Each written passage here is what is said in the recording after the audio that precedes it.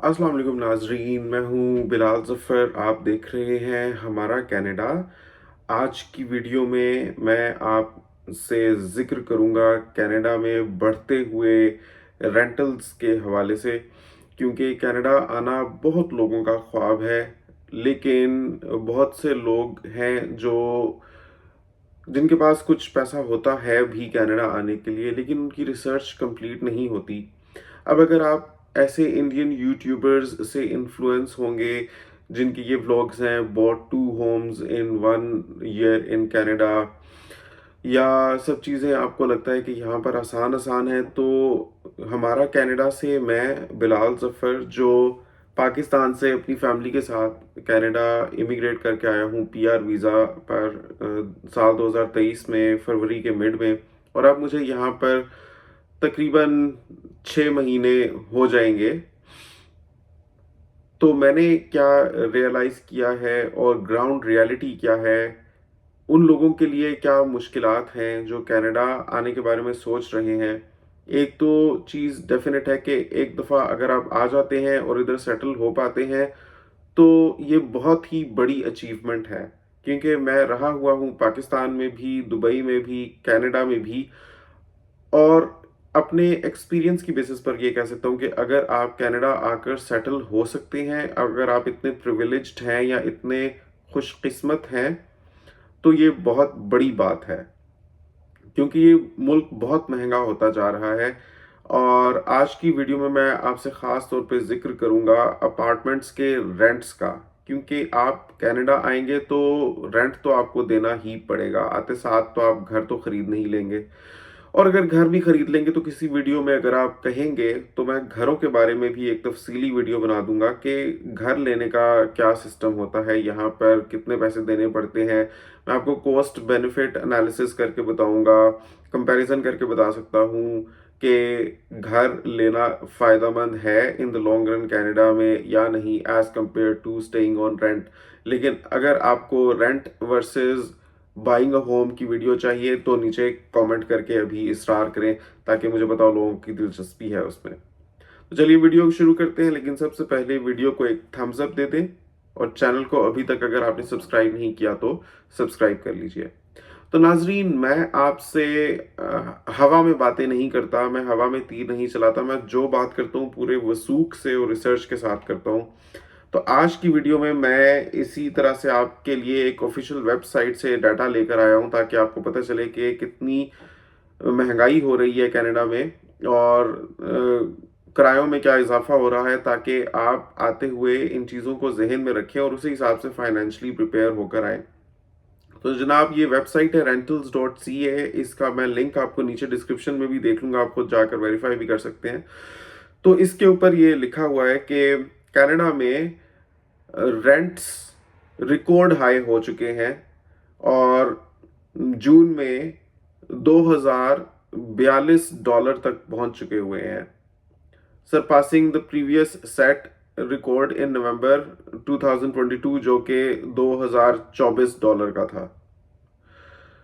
अब मैं आपको बताता हूँ कि इसमें सबसे महंगा शहर कौन सा है और सबसे सस्ते किराए कहाँ पर हैं। क्योंकि बहुत से मेरे भाई हैं, उनसे बातचीत होती रहती है, वो कहते हैं कि हम लोग विजिट वीज़ा पर आना चाह रहे हैं, तो हमारे पास लिमिटेड फंड्स हैं, तो हमें एक तो ये भी बताएं कि हमें रहना कहाँ पे चाहिए। तो आज मैं आपको बताता हूँ कि इसमें बहुत सारे शहर हैं। मैं आपको कुल बता देता हूँ, ये यहाँ पर 35 शहरों का जिक्र है, और इसमें सबसे ज़्यादा किराया किस शहर का है, सबसे कम किराया किस शहर का है, और किराया है कितना। मतलब ये डेफिनेटली कोई सेट चीज़ नहीं है कि हर बंदा ही उस शहर में ये मांग रहा है, लेकिन एक जेनेरिक ऑब्जर्वेशन है, एक एवरेज प्राइस आप कह सकते हैं कि ऑब्जर्व ये किया गया कि इस शहर में एक बेडरूम अपार्टमेंट की ये किराया चल रहा है। ठीक है, तो उस हिसाब से बात करते हैं। तो यहाँ पर जी सबसे महंगा जो शहर है कनाडा का, वो है वैंकूवर, ब्रिटिश कोलंबिया का। और उसमें 1 बेड अपार्टमेंट का जो इस वक्त रेंट चल रहा है, वो है $2,945 कैनेडियन। और ये 2,900 45 कनेडियन डॉलर्स। आप समझ सकते हैं कि कितना महंगा है कि 1 कनेडियन डॉलर इस वक्त पाकिस्तानी तकरीबन 215 रुपए का है। तो इसको सीधा सीधा आप मल्टीप्लाई कर लें। अगर आप विजिट वीज़ा पर आ रहे हैं, तो अगर आप अकेला खुद का मतलब 1 बेड लेते हैं, तो अपार्टमेंट आपको इतना पे करना पड़ सकता है। अब जी इसके बाद आता है बर्नाबी, वो भी ब्रिटिश कोलंबिया में है। उसका रेंट चल रहा है 1 बेड का 2578 कनेडियन डॉलर्स। ब्रिटिश कोलंबिया में इस वजह से ज़्यादा महंगे हैं अपार्टमेंट्स, क्योंकि ब्रिटिश कोलंबिया का टेम्परेचर अच्छा रहता है, मॉडरेट रहता है। बाकी कनाडा की तरह से वहाँ पर उतनी ठंड नहीं पड़ती, और बहुत ग्रीनरी है, बहुत खूबसूरत भी है। वैंकूवर आइलैंड्स ख़ास तौर पे, वहाँ पर बीचेस भी बहुत ज़्यादा हैं, बहुत खूबसूरत एरियाज़ हैं कनाडा के ये। और टेम्परेचर वाइज वेदर के और क्लाइमेट के हिसाब से भी बड़े ज़बरदस्त हैं, जैसे ये बहुत महंगे हैं। फिर आता है जी टोरंटो। टोरंटो हॉट डेस्टिनेशन, जो भी मेरा भाई या बहन आना चाहता है, सबसे पहले उसके जहन में होता है टोरंटो। टोरंटो में 1 बेड का चल रहा है इस वक्त 2572 कनेडियन डॉलर्स। और उसके बाद आ जाता है मिसिसागा। मिसिसागा में पाकिस्तानी बहुत ज़्यादा हैं, और मिसिसागा का रेंट है 1 बेड का 2362 कनेडियन डॉलर्स। ये चौथे नंबर पर आ रहा है, चौथा मोस्ट महंगा शहर है रेंटल्स के हिसाब से, अकॉर्डिंग टू दिस वेबसाइट। उसके बाद है Etobicoke, Vaughan, North York, Burlington, Brampton, Scarborough, Victoria.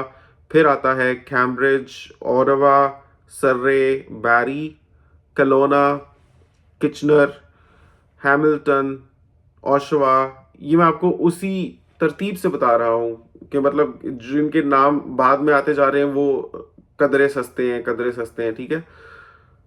ओशवा के बाद फिर हैलिफैक्स है। हैलिफैक्स से थोड़े सस्ते किराए हैं। गेटनो में, फिर लंदन है, फिर सेंट कैथरीन्स है, फिर मॉन्ट्रियल है, क्यूबेक। मॉन्ट्रियल बहुत ही खूबसूरत शहर है कनाडा का, क्यूबेक में है, और अपनी खूबसूरती की वजह से भी जाना जाता है। लेकिन क्यूबेक में अगर आप जाते हैं तो आपको फ्रेंच आती होगी, तो आप अच्छा वहाँ पर इंटीग्रेट कर सकेंगे। मॉन्ट्रियल के बाद है कैलगरी, अल्बर्टा का।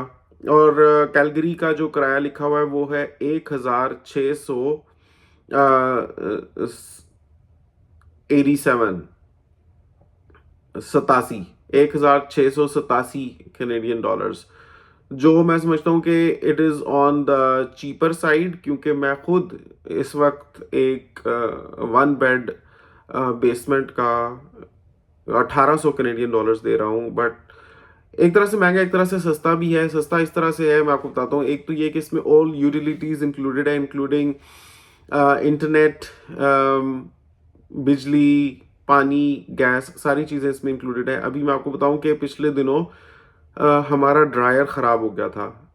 कपड़े धोने वाली मशीन होती है, उसके ऊपर ड्रायर होता है, तो ड्रायर ख़राब हो गया था, चलते चलते बंद हो गया। उसका मैंने यूट्यूब पर सर्च किया, जिस किस्म की आवाज़ आई थी उसके बंद होने से पहले, तो यूट्यूब पर जब सर्च किया तो वैसी ही एक वीडियो मुझे मिली जिसमें एक बंदे का ड्रायर ख़राब हुआ हुआ था। बताता है कि ख़राब होने जिस वक्त हुआ तो उस वक्त एक टक की आवाज़ आई थी अंदर से।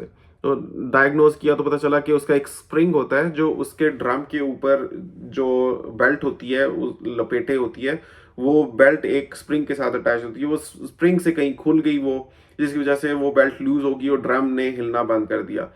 तो अगर आपको ये चीज़ आती हो तो आप खुद बस एक स्प्रिंग नया खरीदेंगे, या हो सकता है कि उसी बेल्ट को स्प्रिंग के साथ आप फिक्स कर सकें वापस। अगर स्प्रिंग बहुत ख़राब हो गया या जंग आलूद हो गया तो वो नया मिल जाता है हार्डवेयर स्टोर से, या अमेजोन से भी मंगवा सकते हैं और आप खुद से उसको फिक्स कर सकते हैं। लेकिन मैंने लैंडलॉर्ड को बताया, लैंडलॉर्ड ने वो रिप्लेस करके नई ड्रायर ला के रख दिया, और वो माशाल्लाह ज़बरदस्त चल रहा है। और पिछला जो ड्रायर है वो उन्होंने डिस्पोज ऑफ कर दिया, हालांकि मेरे ख्याल में उसमें सिर्फ उसका स्प्रिंग ही फिक्स करने वाला था। बहरहाल कहने का मकसद ये है कि ऑल यूटिलिटीज़ इंक्लूडेड है, तो वो ड्रायर भी रिप्लेस हो गया, और वो भी लैंडलॉर्ड ने रखा। इसके अलावा मैं आपको ये बता सकता हूँ कि अभी जैसे इंटरनेट काम करना बंद हो गया था, आपको मैंने बताया था पिछले दिनों, तो नया इंटरनेट वो भी लैंडलॉर्ड ने लगवा कर दिया है। और फिर एक और ये भी इसमें सहूलत है मुझे कि है तो 1 बेड, लेकिन एक तरह से 2 बेड है, क्योंकि ये जिस जगह से अभी मैं बैठकर आपसे बात कर रहा हूँ, ये मेरा मेरा होम ऑफिस है, तो ये भी मैं यूज़ कर रहा हूँ। तो आप एक तरह से इसको 2 बेड ही कह सकते हैं।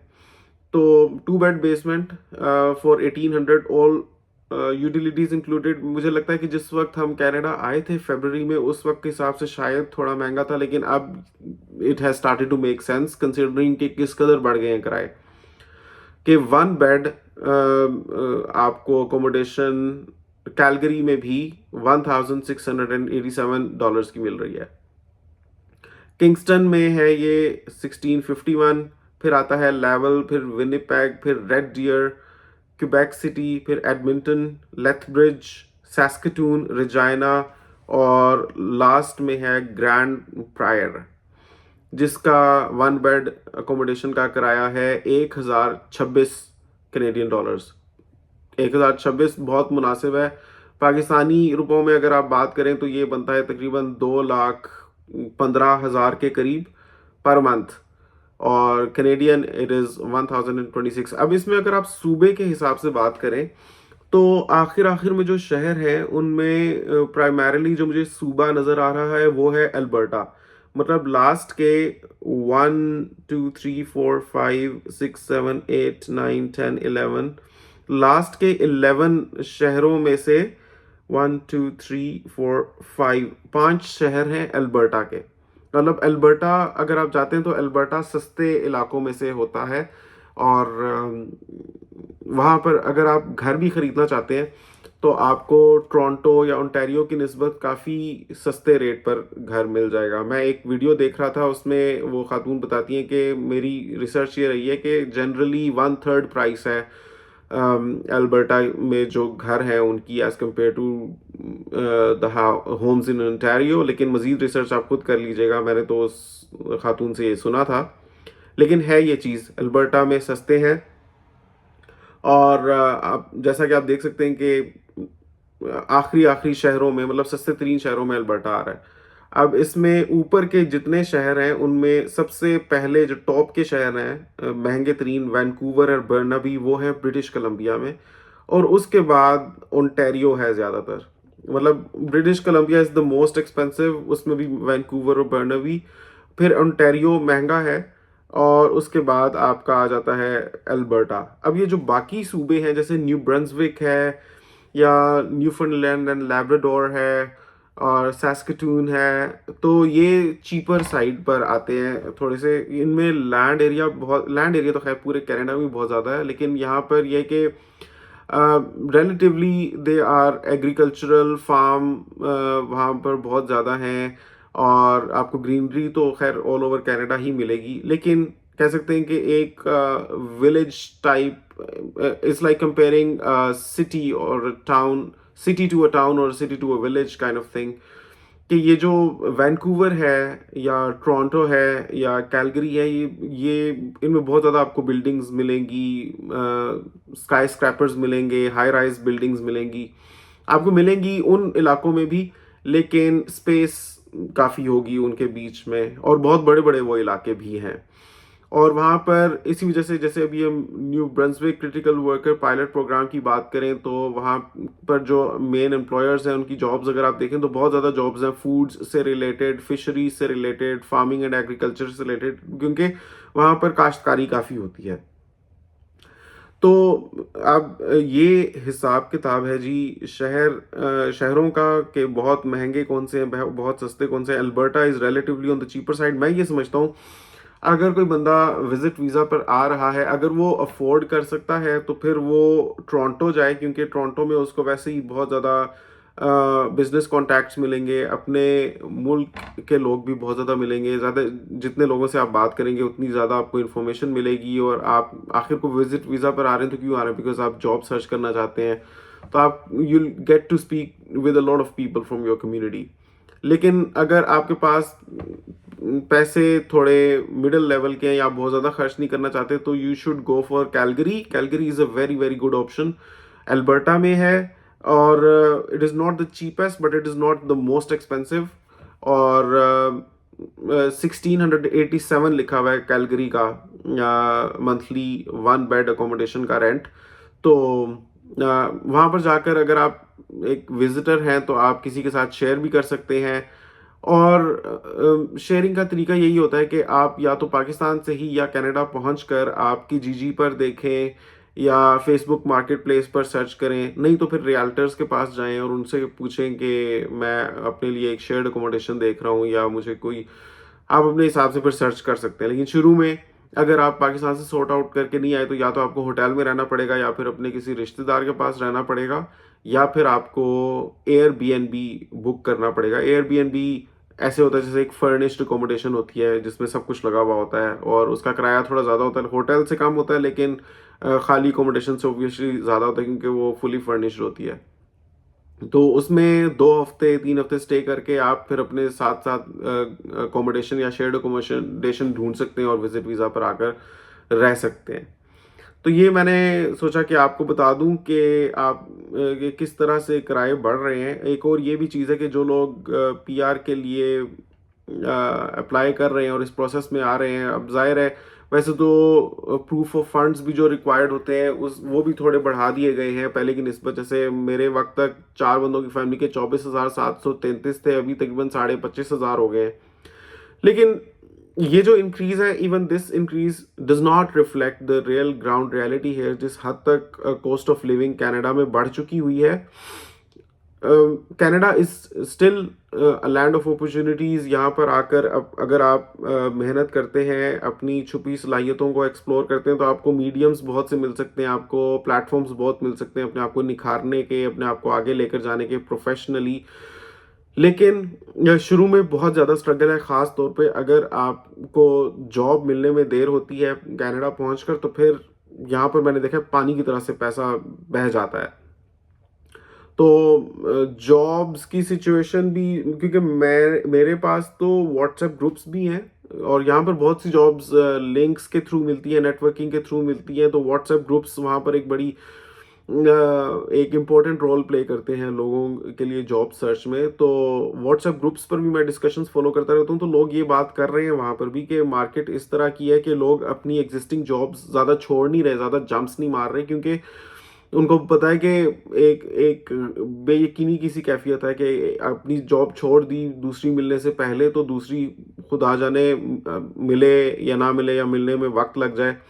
तो लोग ज़्यादा मूव भी नहीं कर रहे अपनी जॉब्स से, और इवन दो अप्लाई कर रहे हैं लेकिन बहुत ज़्यादा इस वक्त जैसे कि पहले जितना पॉजिटिव रिस्पॉन्स आता था उसके हिसाब से रिस्पॉन्स इतना ज़्यादा नहीं। मैं आपको एक अपना पर्सनल एक्सपीरियंस शेयर करता हूँ with respect to the recruitment agencies जो मैंने यहाँ पर एक्सपीरियंस किया है। मुझे तो खैर यहाँ पर माशाल्लाह मैं फरवरी में आया था, तो मार्च एंड देन अप्रैल में मैंने जॉब स्टार्ट कर दी थी। और अल्हम्दुलिल्लाह ये जो जॉब मुझे मिली है जो मैं घर से ही बैठे बैठे करता हूँ, तो इसका बड़ा ही इट हैज़ प्लेन एक जैसे कि स्पाइनल किरदार है इस जॉब का। मेरी यहाँ पर हम लोगों की सस्टेनेंस में या यहाँ पर अभी जो हम टिक पा रहे हैं माशाल्लाह, और हम यहाँ पर अच्छे मज़े से ज़िंदगी गुजार रहे हैं। तो ये जॉब बहुत ही बड़ी नेमत है जो मुझे मिली है। कनाडा पहुंचकर 2 महीने के बाद मुझे मिल गई थी ये। और इसके अलावा भी आपसे मैंने अपने पहले व्लॉग्स में शेयर किया हुआ है कि मुझे कोई 3 जॉब्स तो कंफर्म ऑफर हुई थी और जो मैंने नहीं की, इसी को मैंने किए रखा। और अभी एक और भी जॉब ऑफर है मेरे पास माशाल्लाह, वो स्टार्ट होगी इंशाल्लाह सितंबर से। वो मैं देखूंगा कि करूं या उसको मैं मैनेज कर सकता हूं, क्योंकि मेरा खैर वर्क फ्रॉम होम है, इसमें मुझे काफ़ी वक्त भी बच जाता है, कम्यूटिंग एक्सपेंसेस बच जाते हैं। और एक सिस्टम चल रहा है क्योंकि मुझे खाली जॉब ही नहीं करनी, मुझे अपने और बहुत से काम करने होते हैं, including online businesses and YouTubing, और फिर अपने प्रोफेशनल लाइसेंसेस जो लेने हैं, मज़ीद जॉब्स के लिए अप्लाई करना, फैमिली को टाइम देना। इतना ज़्यादा मेरे पास वक्त नहीं होता कि मैं 2 जॉब्स कर सकूं, लेकिन फिर भी मैं देखूंगा if I can accommodate that in my schedule. लेकिन मैं बात ये कर रहा था कि मेरा जो पर्सनल एक्सपीरियंस है रिक्रूटमेंट एजेंसीज के साथ, वो ऐसा है कि मैं आपको बताऊं कि रिक्रूटमेंट एजेंसी, जिस वक्त मेरे पास जॉब नहीं थी उस वक्त मैं उस रिक्रूटमेंट एजेंसी के पास जाता था और उन्होंने ही मेरी रेज्यूमे भी बनाई थी। विच इज़ हाउ मुझे एक अच्छा आइडिया पता चला कि कनाडा स्टाइल रेज्यूमे कैसी होती है, क्योंकि एक रिक्रूटमेंट एजेंसी जब आपके लिए रेज्यूमे बना रही है तो फिर definitely that is Canada style resume, उसके अलावा और क्या ही होगा। तो वो मेरी रेज्यूमे रिक्रूटमेंट एजेंसी ने बनाई थी, और वो ओंटारियो की प्रोविंस की मतलब वो है, और उनके ज़रिए काफ़ी उनकी जैसे ये फैसिलिटी भी वो दे रहे थे कि अगर आप फॉर एग्जांपल सेफ्टी ऑफिसर का कोर्स करना चाहते हैं तो हम उसको फाइनेंस कर देंगे। मतलब उसकी फ़ीस थी तकरीबन 200 कनेडियन डॉलर्स सेफ्टी ऑफिसर के कोर्स की, वो कह रहे थे वो हम आपकी पे कर सकते हैं, हम उसको अप्रूव करवा लेंगे गवर्नमेंट से, तो हम वो आपके लिए पे करते हैं, तो आप सेफ्टी ऑफिसर का कोर्स कर लें। इसके अलावा वो वीक बाय वीक मुझसे सुनते थे मेरी प्रोग्रेस। एक इंसान को सहारा भी काफ़ी हो जाता है कि चलो कोई तो है जो सुन रहा है मेरे मेरे ऊपर क्या बीत रही है, या मेरा कैसा एक्सपीरियंस है जॉब सर्च का, और जो इस पोजीशन में भी है कि मेरी हेल्प कर सके, गवर्नमेंट अप्रूव्ड है, उनके पास फंड्स भी होते हैं, और बहुत सी इंडस्ट्रीज और कंपनीज के साथ वो लिंक्ड भी हैं। जैसी कोई वैकेंसीज आती हैं तो अगर वो they know me in person तो सबसे पहले वो मुझे रिकमेंड कर सकते हैं। तो मैं जाता था वहाँ पर, तकरीबन हर हफ्ते ही जाता था मैं। तो उन्होंने मेरी रेज्यूमे भी बनाई, उन्होंने बहुत सी जॉब्स के लिए भी अप्लाई किया मेरे बिहाफ पर, और लेकिन अब ये था कि थिंग्स टेक टाइम। उनमें से कोई 2 जॉब्स से रिप्लाई भी आया पॉजिटिव, लेकिन तब तक मैं अपना ये काम शुरू ही कर चुका हुआ था, तो I didn't then pursue that. लेकिन फ़ौरन से वो चीज़ हो नहीं गई। मतलब मैं फ़रवरी में आया था, फ़रवरी के मिड में कनाडा आया था, तो मैंने तकरीबन मार्च के स्टार्ट से ही उस रिक्रूटमेंट एजेंसी में जाना शुरू कर दिया था। तकरीबन 1 महीना मैं जाता रहा, हफ्ते में 1-1 दिन मुझे बुलाते थे वो। और किसी रोज़ पहले मीटिंग में तो ये डिस्कस हुआ कि मैं कहाँ से आया हूँ, क्या करता हूँ, इधर क्या हिसाब-किताब है।